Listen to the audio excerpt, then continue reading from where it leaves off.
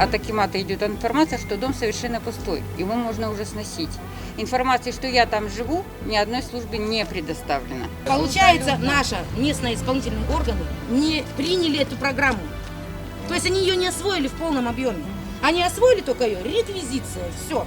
Что вам предлагает акимат? Вы куда бы? Ничего не предлагает. Берите компенсацию, идите, выбирайте себе квартиру, покупайте. Квартиру купить нереально. Ну да. 54-й год банки не принимают, не дают. А новостроя нет. Мына мемлекеттен ақша бөлініп жатыр. Жоғарыдан ақша бөлініп жатыр. Бірақ та осында халыққа жетпей, неге? Өйткені енді олар жымқыру мүмкін бұл жерде. Одан кейін талдаудың жоқтығы болуы мүмкін. Мына халықпен кездеспегендік. У нас хотят вот так вот, возьмите компенсацию вот эту 3 с чем-то и валите, грубо говоря. Но мы не хотим, мы хотим жилье, как нам обещали, как всем дали.